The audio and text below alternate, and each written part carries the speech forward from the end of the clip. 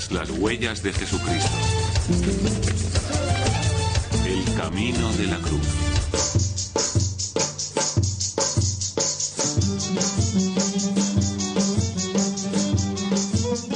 Jerusalén en el siglo I después de Cristo bullía de una muchedumbre de peregrinos religiosos durante el santo festival de Pascua. Miles de judíos observantes se aglomeraban en la ciudad para ofrecer sacrificios en el espléndido, blanco y reluciente templo. Originariamente construido por el rey Salomón, el templo había sido enormemente ampliado y embellecido por Herodes el Grande, que ocupó 2 valles y construyó enormes plataformas artificiales para albergar los sagrados edificios. Herodes amplió el templo hasta tal punto que se convirtió en el mayor espacio sagrado cerrado de su tiempo. Los visitantes de Jerusalén decían que, conforme se acercaban a la ciudad, parecía que había un segundo sol en el horizonte, que relucía a la luz del sol. Mientras estuvo en Jerusalén, Jesús pasó gran parte de su tiempo en el templo, predicando y rezando con sus discípulos. Y fue allí donde hizo una sorprendente profecía. Al salir él del templo, díjole uno de sus discípulos: Maestro, mira qué piedras y qué construcciones. Y Jesús les dijo: ¿Veis estas grandes construcciones? No quedará aquí piedra sobre piedra que no sea demolida.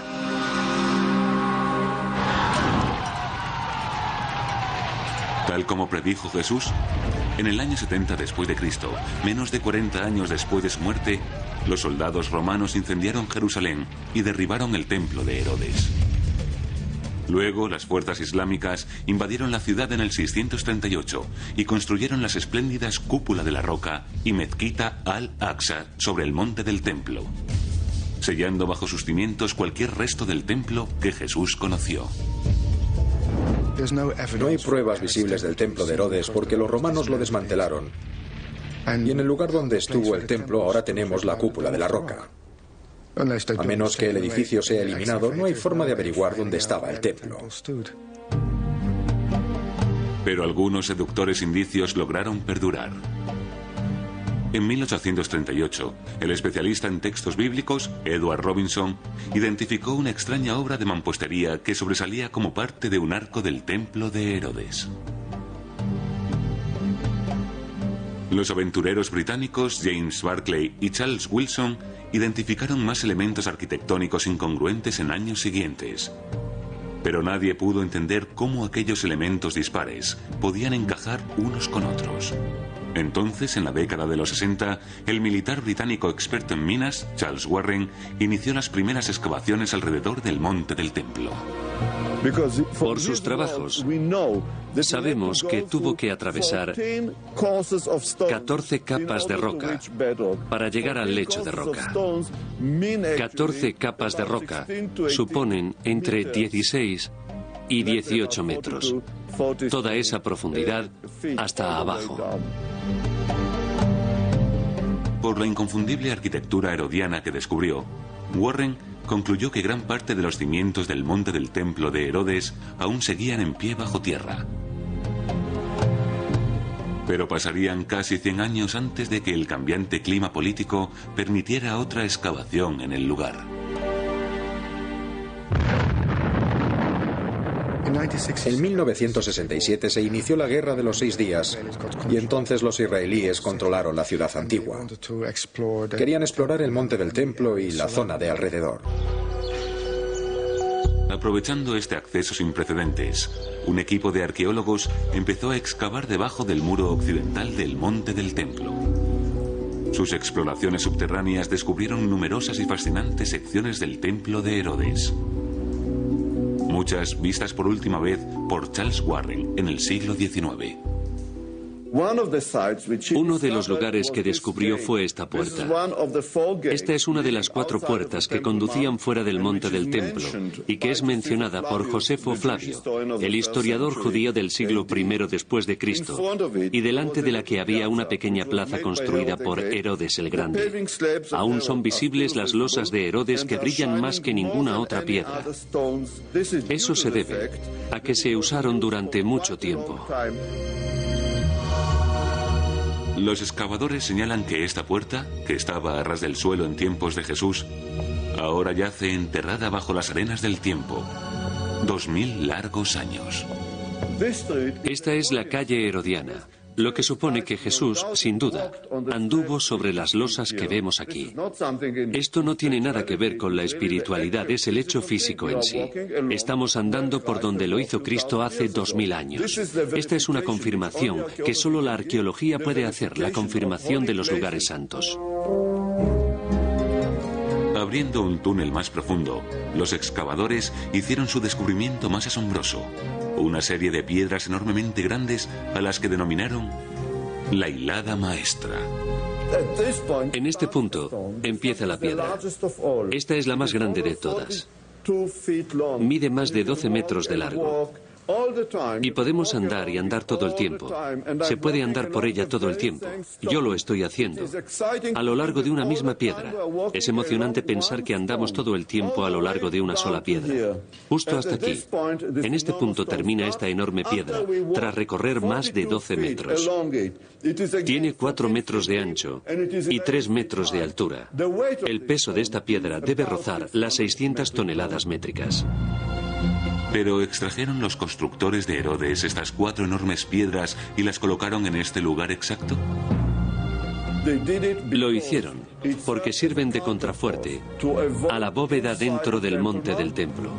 No se usaron piedras tan enormes en ninguna otra parte, así que debió tener una razón muy poderosa para invertir todo ese trabajo en poner estas 4 piedras juntas. Mientras el equipo de Bach trabajaba bajo tierra, otro grupo de arqueólogos excavaba meticulosamente a ras de suelo alrededor del monte del templo. En 1967, el profesor Benjamin Mazar fue puesto al frente de las excavaciones al sur y el oeste del monte del templo. Dependiendo en alto grado de la información de Warren, empezó a abrir plazas y finalmente descubrió un complejo de calles alrededor del monte del templo y enormes escalinatas en el sur que conducían a las 2 puertas.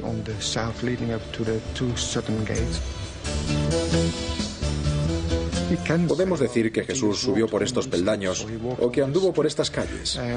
Eso es absolutamente cierto y le confiere una santidad especial al lugar. Cerca de las grandes escalinatas, los excavadores descubrieron pruebas de la destrucción romana del templo en el año 70 después de Cristo.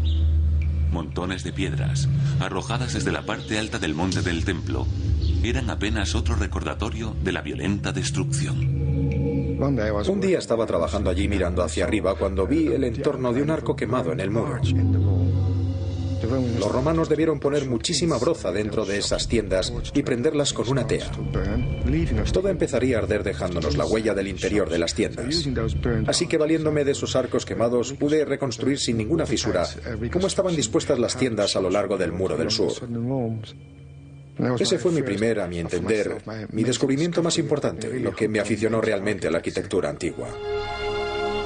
Sintetizando sus propias investigaciones con textos antiguos y más de 50 años de datos arqueológicos, el Dr. Rittmeyer creó una serie de interpretaciones arquitectónicas del monte del templo en tiempos de Jesús y finalmente las piezas del rompecabezas encajaron. Vemos el arco de Robinson con una escalinata que baja a la calle Herodina. Y el arco de Barclay, que tiene una pequeña escalinata ascendente, y dentro de esta puerta hay una escalera en forma de L que nos lleva a la parte superior del monte del templo.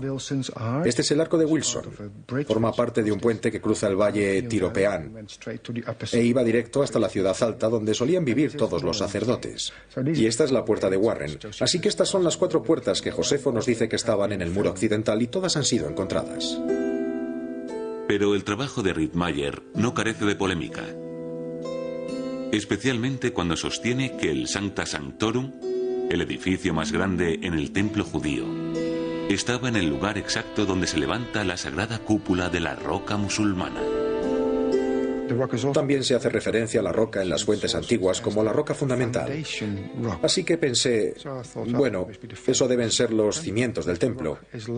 Y si la roca es más grande que el interior del Santo Santorum, entonces al menos uno de los muros debió ser construido sobre la propia roca. Me llevó 20 años llegar a esa conclusión. Y entonces empecé a mirar la roca y se pueden ver esas zonas horizontales en la parte sur de ella. Tienen 3 metros de ancho, que es exactamente el grosor del muro del templo. Luego, mirando de nuevo las fotos, justo en el centro encontré una depresión rectangular que tenía exactamente las medidas del arca de la alianza. 2,5 codos por 1,5. De modo que sabemos dónde se alzaban los templos de Salomón y luego el de Herodes, donde hoy día se encuentra la cúpula de la roca. Los hallazgos de Rittmeyer no contribuyen a disminuir la tensión entre judíos y musulmanes por el control del monte del templo. Solo me interesa dónde estaba el templo desde un punto de vista arqueológico y arquitectónico, y me atengo a mis hallazgos. Pero es un asunto muy delicado y hay que tener mucho cuidado cómo lidiamos con él.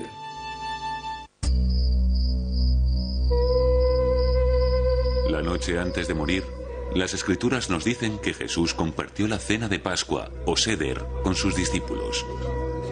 Durante esta última cena, Jesús introdujo la práctica que se ha dado en llamar la Eucaristía cristiana.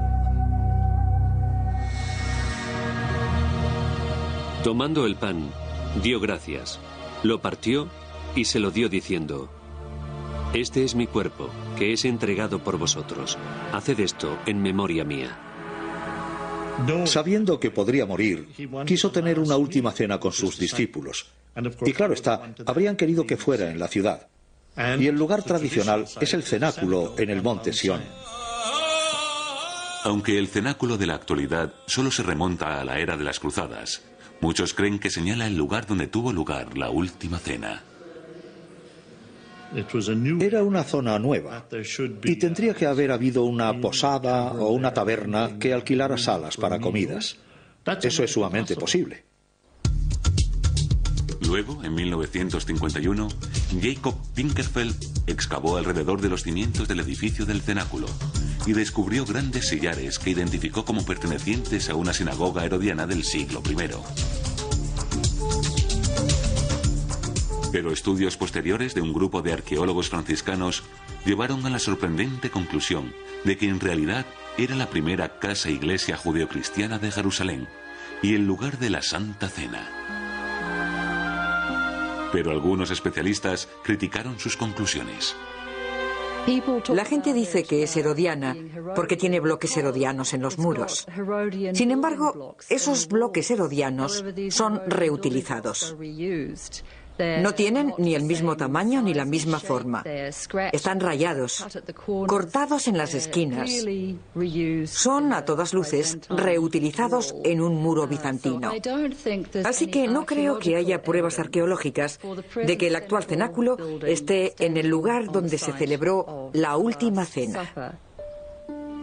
Pero si Jesús no celebró la última cena en el lugar donde está el cenáculo, ¿dónde tuvo lugar la cena?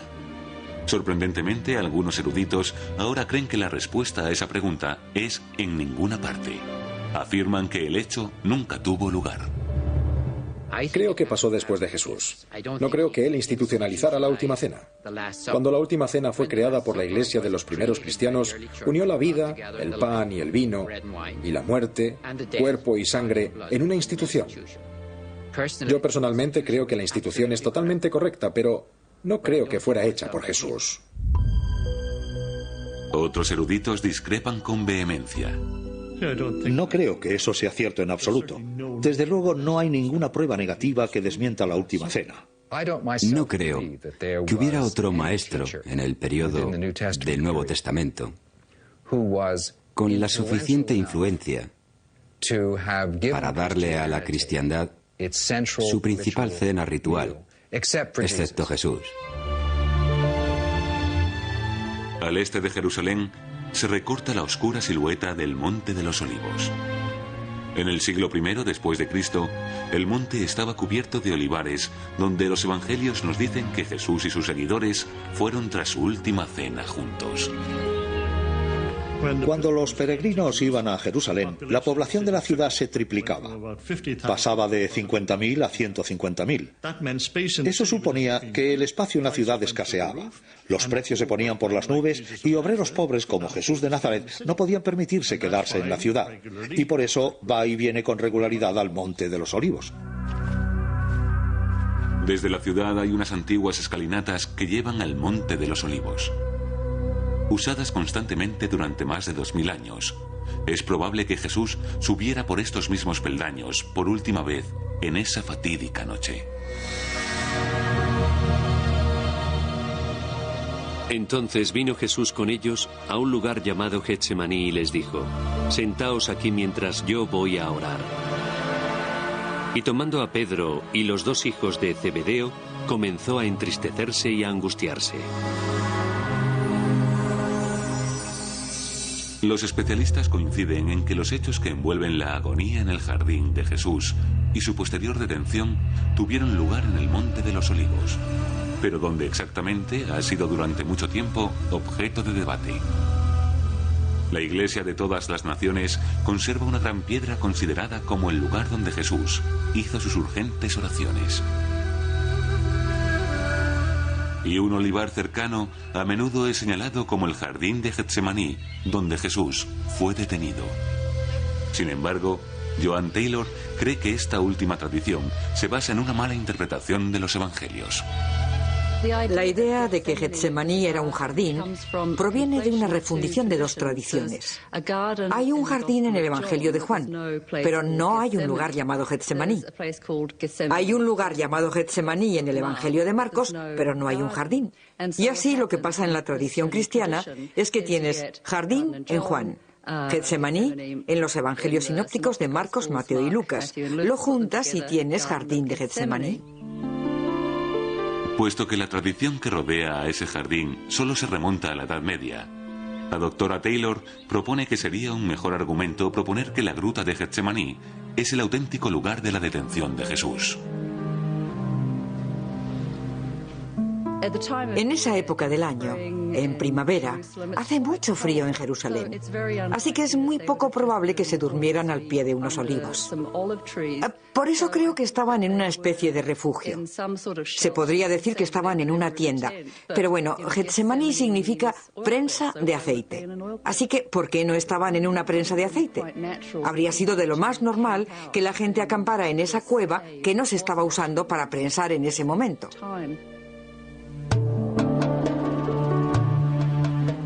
Las excavaciones emprendidas por los franciscanos en 1956 parecen apoyar la teoría de que la gruta era una prensa de aceite en tiempos de Jesús. Y puede haber sido el lugar donde lo detuvieron. Encontraron canales de agua en la cueva de Getsemaní. Hallaron una especie de agujero en un muro al fondo de la cueva que habría sido perfectamente apropiado para encajar la viga de una prensa de aceite.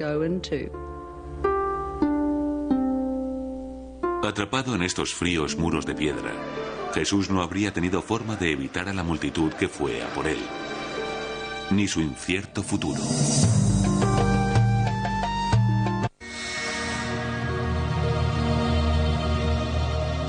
Los que prendieron a Jesús le llevaron a casa de Caifás, el pontífice. Los príncipes de los sacerdotes y todo el Sanedrín buscaban falsos testimonios contra Jesús para condenarle a muerte.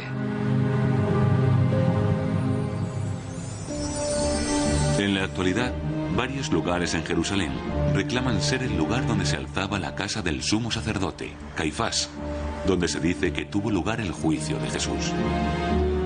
El más famoso es la iglesia de San Pedro, in Gallicantu, que alberga espléndidos sótanos de piedra que fueron supuestamente la prisión en la que Caifás recluyó a Jesús. Pero es una afirmación que ahora muchos eruditos creen falsa. Pedro in Gallicantu era la casa de una persona bastante acomodada en el siglo I, pero no creo ni por un momento que fuera la casa del sumo sacerdote. El sumo sacerdote era el equivalente de un primer ministro de hoy en día, en una zona aquejada de problemas. Y quien ponga su palacio a mitad de camino de una colina es tonto, para expresarlo con cortesía. Cualquiera que estuviera más arriba podría tirarle piedras, por ejemplo. Una casa más apropiada para un sumo sacerdote del siglo I podría ser la mansión palaciega, que está sobre una colina desde la que se domina el monte del templo. Sin duda este es el lugar. Esta es una vida de élite para gente de élite que en esa época era la clase sacerdotal. Excavada por Naaman Abigat en los años 70, la mansión palaciega nos ofrece una ventana virtual al opulento estilo de vida de los sumos sacerdotes en tiempos de Jesús. Me encuentro junto a un mosaico que cubre el suelo de esta habitación. Estos diseños geométricos eran típicos del llamado arte judío de la época. La ley ritual judía no permite la representación de objetos figurativos. No puede haber ni animales ni nada que sea creado por Dios. Lo que mostrarían serían simples diseños geométricos, pero hermosos ejemplos, sin duda, del arte de la época. Los excavadores se maravillan de los singulares detalles que se encuentran en toda la mansión palaciega, que dan fe del rango sacerdotal de sus antiguos moradores. Es la mansión más grande jamás encontrada en toda la tierra de Israel.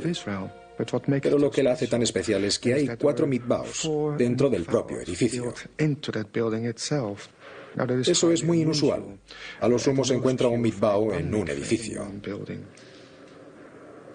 Ahora entramos en uno de los mikvahot, uno de los baños rituales que fueron uno de los rasgos distintivos de esta casa.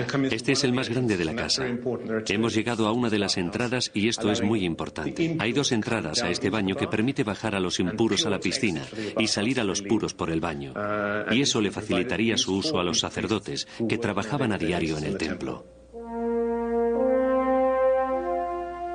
Aunque la mansión palaciega ofrece una inestimable crónica de la vida de las clases altas en tiempos de Jesús, los investigadores aún se preguntan si es esta realmente la casa de Caifás. Probablemente es una mansión que perteneció a la familia de uno de los sumos sacerdotes, posiblemente a la familia de Caifás. Pero cerca de aquí se encontró una casa, tal vez dependencias del servicio, en la que se encontró el nombre Catros, inscrito en una piedra. Es el nombre de otra familia de la clase sacerdotal. Y si esas son dependencias del servicio, a solo un paso de la mansión, entonces tal vez la familia de Catros, no la de Caifás, ni la de Anás, ni la de ninguna otra persona, vivía en esa mansión. Con mucho, la posibilidad más fascinante para la auténtica localización de la casa de Caifás se puede encontrar a la sombra de la iglesia de la Dormición. Las ruinas excavadas en los años 70 parecen ser las que más se ajustan a la localización de la casa de Caifás descrita en textos antiguos. Pero el lugar también contiene obras de arte sorprendentemente poco sacerdotales. Las excavaciones de los años 70 dirigidas por Mighen Bashi desenterraron estas maravillosas casas llenas de frescos. Y lo sorprendente es que algunos de estos frescos no tenían lo que se esperaba, diseños geométricos y demás, sino representaciones de coronas de flores, pájaros y pequeños higos, y todo tipo de escenas que esperarías encontrar en una suntuosa mansión de Pompeya, pero no en Jerusalén, por la prohibición judía de las imágenes. Pero ¿quién podría ser tan descarado para hacer alarde de imágenes? O bien estamos tratando con aristócratas que se adaptaban al modo de vida extranjero, o lo hacemos con un sacerdote que tenía ideas distintas. Pero estos solo son meras conjeturas, porque no tenemos pruebas que relacionen estas estructuras con la casa tradicional de Caifás.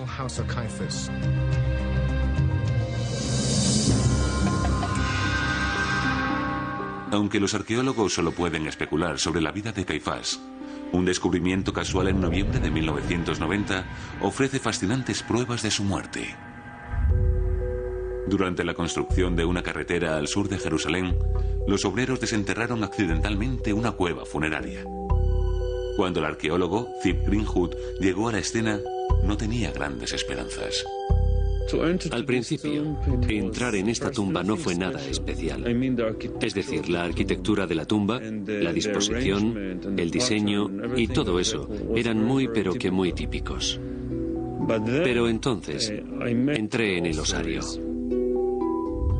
Los osarios eran un detalle muy común en las tumbas judías del siglo I. Tras dejar que se descompusieran los cuerpos en bancos de piedra en la cripta, los huesos se recogían y se ponían en estos arcones decorativos de piedra caliza. Encontré los osarios y vi que estaban inscritos. Y ese es un fenómeno inusual. Me llevó otra semana o 10 días limpiarlos e intentar descifrar qué estaba pasando. Y de pronto lo desciframos y vimos que era el nombre de José, el hijo de Caifás. José, claro está, no es un nombre poco común, pero Caifás es un nombre sumamente raro. Y de hecho, la única persona que conocemos con ese nombre hacia este periodo es mencionada en los Evangelios como participante en el juicio y crucifixión de Jesús. Dentro del osario común, Greenwood descubrió los huesos de 6 individuos, incluyendo los de un hombre de casi 60 años. ¿Podría contener este osario los restos del sumo sacerdote Caifás? Al final, la edad de uno de los esqueletos en la caja concuerda con la de Caifás. Así que yo entendería que eso quiere decir que es muy probable que estemos tratando con el osario de Caifás. Pero no todos están de acuerdo. Las inscripciones están toscamente escritas en alfabeto hebraico antiguo, dejándolas abiertas a otras interpretaciones. Hay quienes piensan que es Caifa, y si es así, entonces probablemente sea Caifás. Sin embargo, el apellido tal vez no deba pronunciarse Caifa. Puede que sea Cofa o Cufas. Luego, puede que no tengamos el osario del sumo sacerdote. El motivo por el que también tengo dudas sobre eso es que la cripta en la que fue encontrado no era muy ornamental, y esperaríamos que la cripta de la familia de un sumo sacerdote estuviera muy adornada. Aunque Greenwood admite que esta aparente contradicción también le preocupa, se atiene a los resultados de su excavación. No hay pruebas finales. La polémica continuará, pero así es la ciencia. No pasa nada. Vuelvo a insistir en que estoy absolutamente seguro de que ese es el nombre. Tras haber determinado que Jesús debía ser condenado a muerte, Caifás lo entregó a Poncio Pilato para su ejecución. Pese a su importancia en los relatos de los evangelios, se sabía muy poco de Poncio Pilato fuera de los textos bíblicos. Eso cambió en 1961, cuando arqueólogos italianos que trabajaban en Cesarea Marítima descubrieron una inscripción en piedra que ponía: Poncio Pilato, prefecto de Judea. Aunque pequeña, la inscripción tuvo enorme repercusión.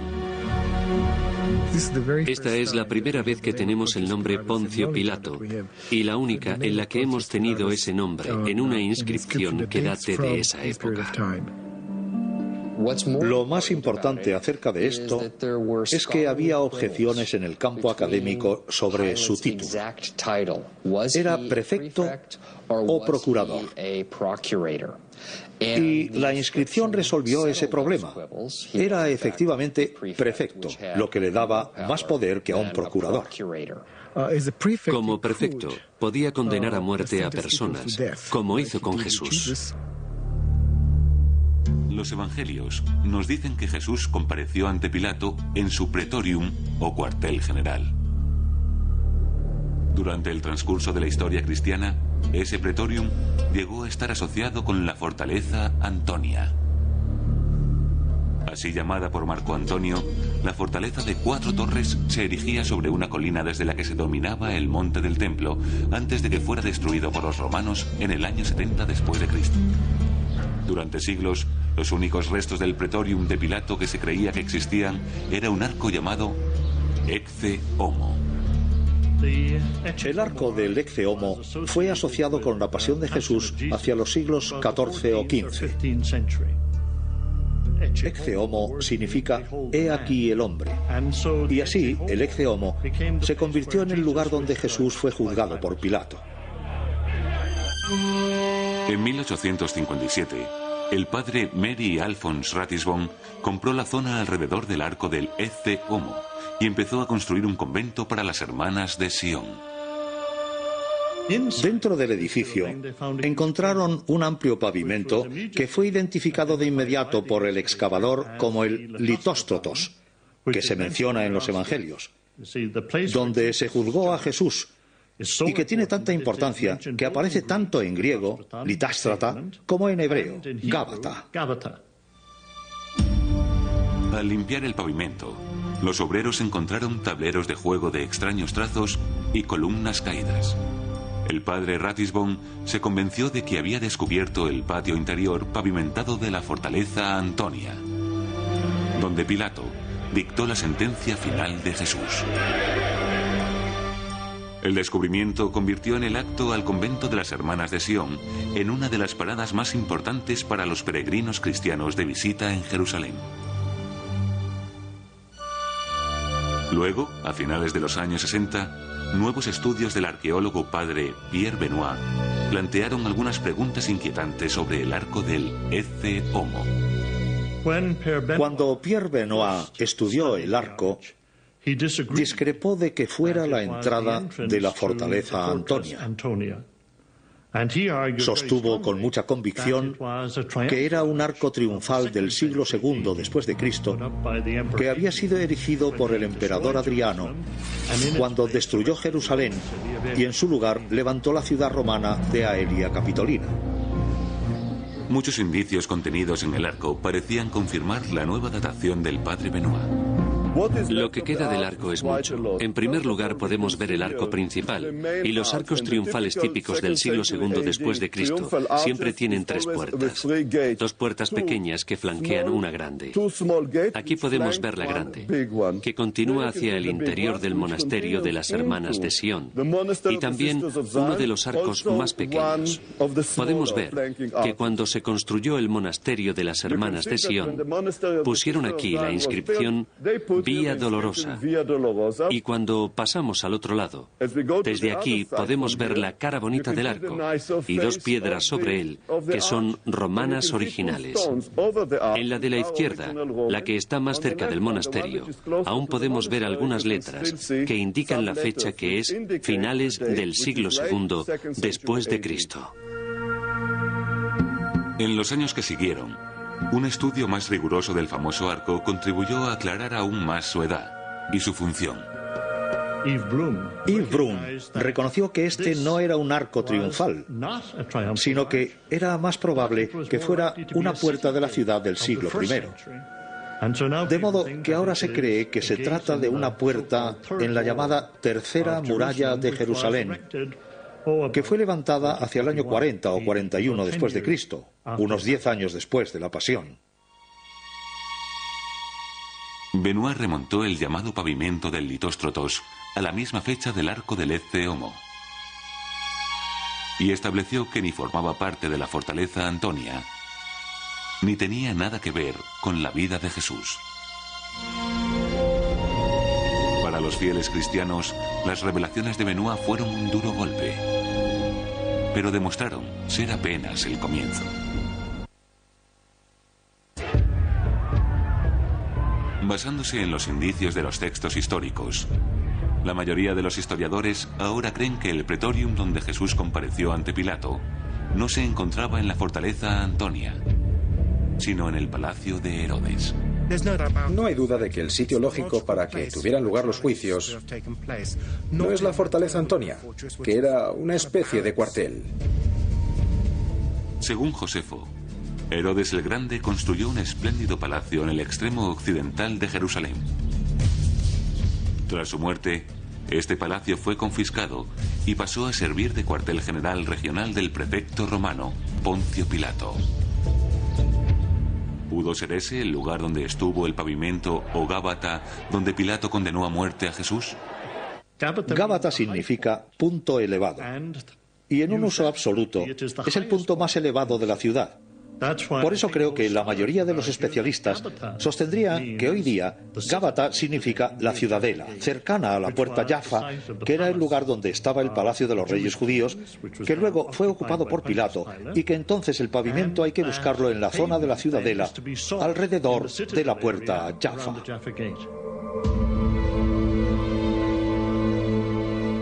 Sin embargo, para los investigadores que esperan seguir las huellas de Jesús, el palacio de Herodes demostró ser tan difícil de encontrar como la fortaleza Antonia. El lugar que ocupaba el palacio de Herodes estaba cubierto por el enorme fuerte musulmán conocido como la Ciudadela.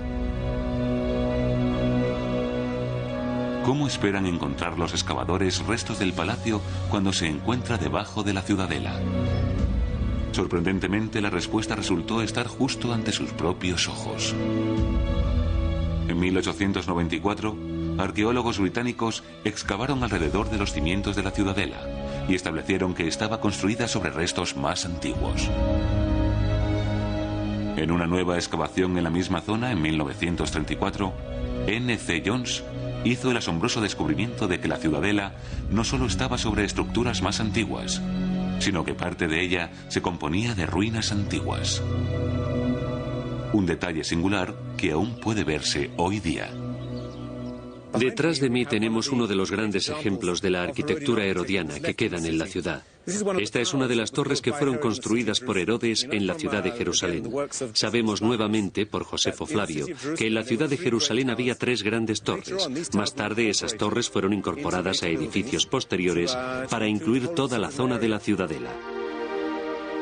La identificación de las torres herodianas proporcionó un importante indicio en la búsqueda del palacio del rey. El palacio de Herodes estaba junto a las 3 torres. Esas 3 torres se encuentran en el lugar que ahora ocupa la ciudadela de Jerusalén. Nos encontramos justo al lado de ese lugar. En 2001, John Seligman, de la Autoridad de Antigüedades de Israel, dio a conocer por primera vez los resultados de una asombrosa y nueva excavación. Abriendo un túnel bajo una antigua prisión otomana, los excavadores finalmente desenterraron pruebas del gran palacio de Herodes el Grande.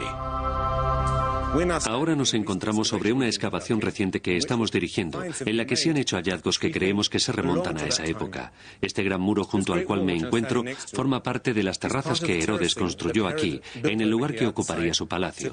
Uno de los rasgos distintivos más importantes del trabajo de Herodes fue la construcción de amplias plataformas sobre las que construir sus palacios.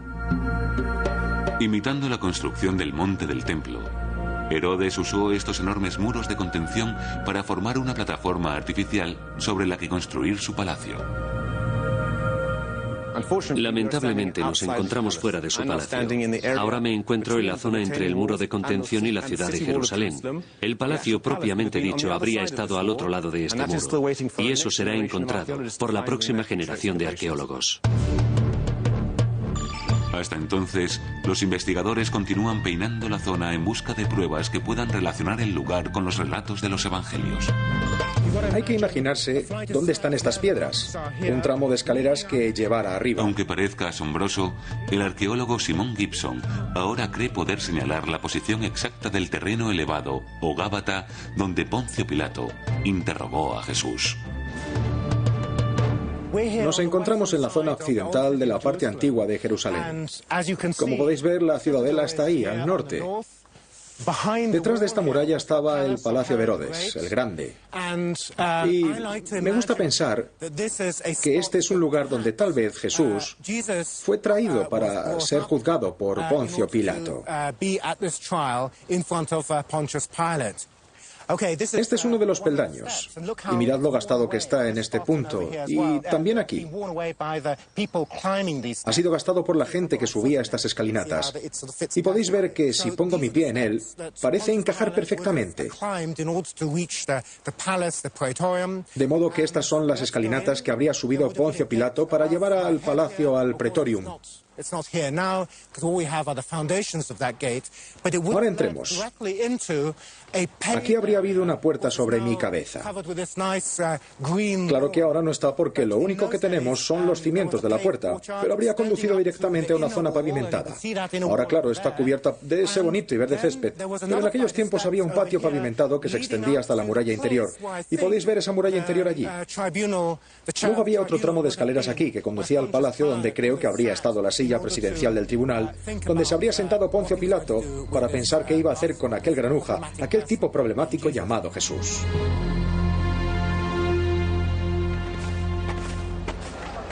Todos los viernes por la tarde, los peregrinos cristianos toman parte en el Camino de la Cruz, o Vía Dolorosa, que conmemora el viaje final de Jesús, desde el lugar tradicional del Pretorium al Gólgota, donde fue crucificado. A la luz de descubrimientos arqueológicos recientes, hay quienes empiezan a cuestionarse la exactitud de la ruta.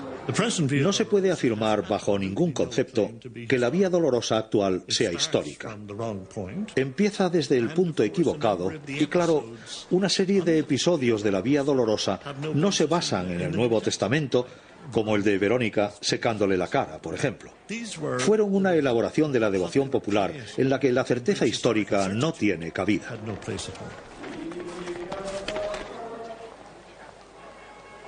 Pero a pesar de las pruebas científicas en su contra, miles de peregrinos siguen tomando parte en el Camino de la Cruz todas las semanas. Los resultados de la erudición no tienen absolutamente ningún impacto en las tradiciones de devoción en Jerusalén. Es decir, la Vía Dolorosa la establece la fe, no la historia. Pero lo que creo que estaría mal es que los académicos dijeran que se equivocan de lugar y por lo tanto no pueden ir ahí, ¿no? Porque esos lugares, por chabacanos que sean, por falsos que sean, han sido venerados por personas de gran valor y gran fe. Apelan a nuestra sensibilidad humana, aunque tal vez sean históricamente incorrectos. Así que yo nunca intentaría que la gente desistiera de ir a esos lugares.